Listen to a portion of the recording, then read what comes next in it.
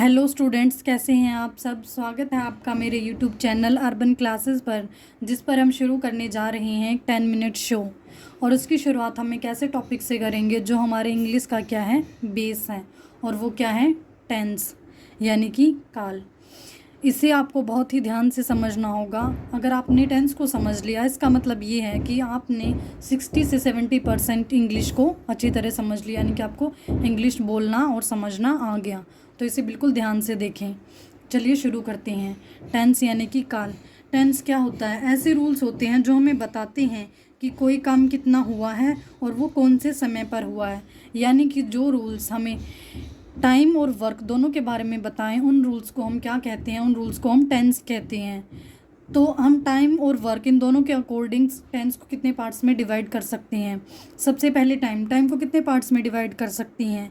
3 parts में। यानी कि जो टाइम अभी चल रहा है, यानी कि प्रेजेंट, जो बीत चुका है पास्ट, और जो आने वाला है वो फ्यूचर टेंस। तो ये तो हो गया हमारा टाइम के अकॉर्डिंग टेंस का डिवीज़न। अब वर्क के अकॉर्डिंग सबसे पहले है इनडेफिनिट या फिर सिंपल। यानी कि इस काम के बारे में हमें पता नहीं है कि ये काम हो रहा है या हो चुका है। उसके बाद है हमारा कॉन्टीन्यूअस में क्या होता है? हमारा काम चल रहा होता है, कंटिन्यू हो रहा था, यानी कि जैसे हम पढ़ रहे हैं तो जो काम कंटिन्यू है। नेक्स्ट है हमारा परफेक्ट। इसमें वो काम हो चुका होता है, यानी कि जैसे हम पढ़ चुके हैं तो ये हमारा क्या हो गया, परफेक्ट। इसमें काम कंप्लीट हो चुका होता है। और परफेक्ट कॉन्टीन्यूअस, इसमें काम कंटिन्यू भी है लेकिन वो पूरा भी हो चुका होता है। अगर आपने परफेक्ट टेंस को समझ लिया तो परफेक्ट कॉन्टीन्यूअस को आप बहुत ही आसानी से समझ लेंगे। अब नेक्स्ट है, अब हम इनकी पहचान कैसे करें कि ये प्रेजेंट टेंस है, पास्ट टेंस है या फ्यूचर टेंस है। जैसे अगर मैं आपसे पूछूं कि आपको किसी चीज़ की पहचान आप कैसे करते हैं, तो आप कहेंगे कि आप उसके काम से उसकी पहचान करते हैं। या फिर जैसे अगर मैं आपसे पूछूं कि आप स्टूडेंट्स हैं तो आप अपनी पहचान कैसे करेंगे? यूनिफॉर्म से और आपके काम से। आप पढ़ रहे हैं और जैसे कि आप पढ़ा रहे हैं तो इसका मतलब क्या है, आप टीचर्स हैं। यानी कि कुछ विशेष पहचान होती है जिसकी वजह से आप पता लगा सकते हैं कि वो क्या है चीज़, या फिर वो क्या करता है। उसी तरह टेंस को पता लगाने के लिए इनकी भी क्या होती हैं, स्पेशल पहचान होती हैं। अब टाइम के अकॉर्डिंग इनकी पहचान कैसे हैं? इनकी पहचान टाइम के अकॉर्डिंग से हेल्पिंग वर्ब। यानी कि अगर आपको किसी भी सेंटेंस में do, does, is, am, are या फिर हैज़, हैव मिले, इसका मतलब वो आपका कौन सा टेंस है? प्रेजेंट टेंस है। और उसके बाद अगर आपको डिड, वाज, वर या फिर हैड मिले किसी भी सेंटेंस में, इसका मतलब वो हमारा पास्ट टेंस है, यानी कि वो बीत चुका है। नेक्स्ट है हमारा फ्यूचर, यानी कि will, shall, will be, shall be, will have, shall have, ये सब अगर आपको दिखाई दे किसी टेंस में, इसका मतलब वो हमारा कौन सा सेंटेंस है, कौन सा टेंस है? फ्यूचर टेंस है। नेक्स्ट, ये तो था हमारा टाइम के अकॉर्डिंग। अब हम देखेंगे वर्क के अकॉर्डिंग हम टेंस की पहचान कैसे कर सकते हैं। इसमें मेन रोल किसका होता है? मेन वर्ब का। उसमें हमारा टाइम के अकॉर्डिंग था हेल्पिंग वर्ब का रोल, इसमें हमारा होगा मेन वर्ब का रोल। यानी कि अगर आपकी मेन वर्ब की फर्स्ट फॉर्म यूज़ हुई है, इसका मतलब वो टेंस हमारा इनडेफिनिट है, यानी कि वो अनिश्चित वाला टेंस है हमारा। नेक्स्ट, अगर मेन वर्ब की थर्ड फॉर्म यूज़ हुई है तो वो हमारा परफेक्ट टेंस है, यानी कि वो बता रहा है हमें काम हो चुका है। अगर मेन वर्ब की फर्स्ट फॉर्म के साथ आईएनजी है, इसका मतलब वो काम चल रहा है, काम कंटिन्यू है, तो वो हमारा कंटिन्यूअस टेंस होगा। अब सबसे पहले हम पढ़ेंगे प्रेजेंट इंडेफिनिट टेंस।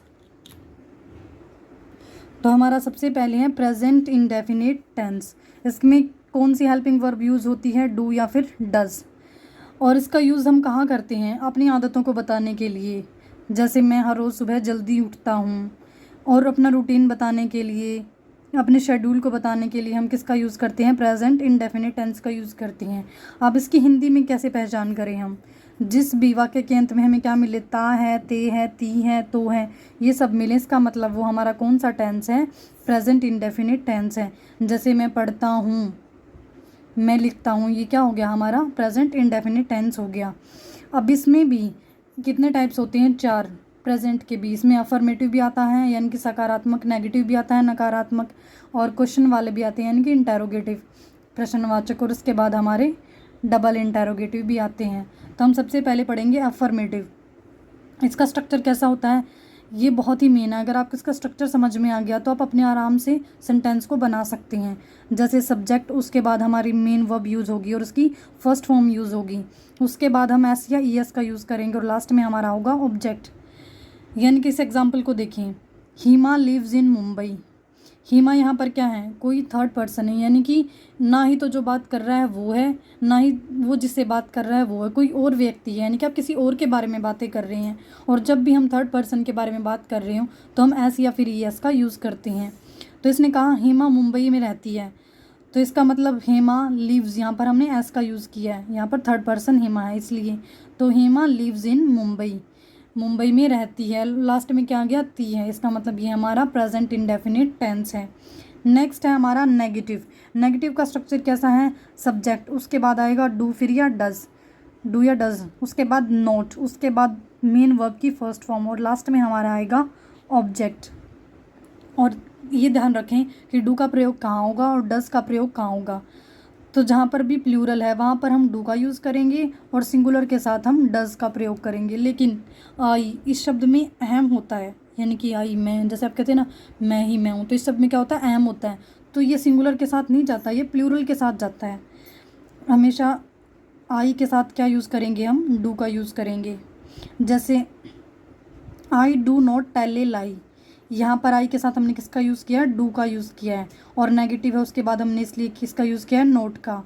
तो यहाँ पर वर्ब की फर्स्ट फॉर्म टेल, इसके बाद ए लाई, यानी कि मैं झूठ नहीं बोलता हूँ। लास्ट में क्या आ गया, ता, यानी कि ता हूँ, ये आ गया। इसका मतलब ये हमारा प्रेजेंट इंडेफिनिट टेंस है और इसमें हमने नोट का यूज़ किया, इसका मतलब ये इसका नेगेटिव पार्ट है। जैसे कि अब नेक्स्ट एग्जाम्पल है, वह कोशिश नहीं करती है। वह का मतलब शी और सी क्या है हमारा, सिंगुलर, और इसके साथ हम किसका यूज़ करेंगे, डज का। तो शी डज, नेगेटिव है तो इसका मतलब नोट, उसके बाद वर्ब की फर्स्ट फॉर्म यानी कि try. Next one is interrogative. Interrogative का स्ट्रक्चर कैसा है, डू या डज, इसमें हेल्पिंग वर्ब पहले आएगा। इंटेरोगेटिव का ये रूल होता है कि हम इसमें हेल्पिंग वर्ब का यूज़ सबसे पहले करते हैं, उसके बाद सब्जेक्ट का यूज़ करते हैं और बाद में तो वही मेन वर्ब की फर्स्ट फॉर्म और ऑब्जेक्ट, और लास्ट में हम किसका यूज़ करते हैं, मार्क ऑफ इंटेरोगेशन यानी कि क्वेश्चन मार्क। जैसे कि डू यू कुक, क्या तुम खाना पकाते हो, यहाँ पर यू के साथ किसका यूज़ हुआ है, डू का, क्योंकि यू हमारा क्या है, प्लूरल है। नेक्स्ट है डू यू लिव देयर, क्या तुम वहाँ रहते हो, ये भी हमारा क्या है, इंटेरोगेटिव सेंटेंस है और इसमें भी हम डू के साथ किसका यूज़ किया है, यू का। Next one is double interrogative. अब इंटेरोगेटिव और डबल इंटेरोगेटिव में क्या डिफरेंस है, इंटेरोगेटिव में तो हम जैसे किसी से कोई क्वेश्चन करते हैं तो उसका जवाब भी बहुत आसान होता है, यानी कि हाँ या ना में। जैसे अगर मैं आपसे पूछूं कि क्या आपको खाना बनाना आता है, क्या आप खाना पकाते हो, तो आप कहेंगे हाँ, या फिर अगर आपको नहीं आता तो आप कहेंगे ना। जैसे मैं पूछा आप वहाँ गए थे तो आप हाँ या ना में जवाब दे सकते हैं। लेकिन अगर मैं आपसे आपका नाम पूछूं तो आप हाँ या ना में तो जवाब नहीं दे सकते ना, आपको पूरा बताना पड़ेगा कि मेरा नाम ये है। तो वो जो जिसमें आपको आंसर हाँ या ना में ना देना पड़े, पूरा आंसर देना पड़े, उन सेंटेंस को हम क्या कहेंगे, डबल इंटेरोगेटिव कहेंगे। और इसकी इंग्लिश में एक अलग पहचान होती है, ये WH फैमिली वर्ड्स होते हैं, यानी कि जैसे व्हाट, व्हेन, वाहे, वेहर, अगर इन शब्दों का यूज़ है इसका मतलब हमारा डबल इंटेरोगेटिव सेंटेंस है। और double interrogative present indefinite tense में क्या होता है, सबसे पहले हम WH फैमिली का यूज़ करेंगे। नेक्स्ट इंटेरोगेटिव की तरह सेम है, डू या डज आएगा, उसके बाद सब्जेक्ट, उसके बाद मेन वर्ब की फर्स्ट फॉर्म, ऑब्जेक्ट और लास्ट में मार्क ऑफ इंटेरोगेशन। जैसे कि व्हाट डज ही से, व्हाट यहाँ पर WH फैमिली आ गई सबसे पहले, उसके बाद डज का प्रयोग यानी कि हेल्पिंग वर्ब, उसके बाद ही हमारा सिंगुलर है इसलिए हमने डज का प्रयोग किया है, और लास्ट में हमारी मेन वर्ब की फर्स्ट फॉर्म यानी कि से। Next one is where do you live, तुम कहाँ रहते हो, तो यहाँ पर WH family where, do you हमारा प्लूरल है, इसके साथ डू का प्रयोग और हमारी वर्ब की फर्स्ट फॉर्म, लास्ट में मार्क ऑफ इंटेरोगेशन। इस तरह हमारा प्रेजेंट इंडेफिनिट टेंस कंप्लीट हुआ। तो यहाँ पर हमने प्रेजेंट इंडेफिनिट टेंस को अच्छे से समझ लिया। तो मैं आपको एक क्वेश्चन दूंगी, उसे आप इंग्लिश में कन्वर्ट करेंगे और कमेंट में आंसर लिखेंगे और ये भी बताएंगे कि आपने उसकी पहचान कैसे की। तो हमारा क्वेश्चन है, गाय घास खाती है, इसे आप इंग्लिश में ट्रांसलेट करें और कमेंट में आंसर लिखें। Thank you.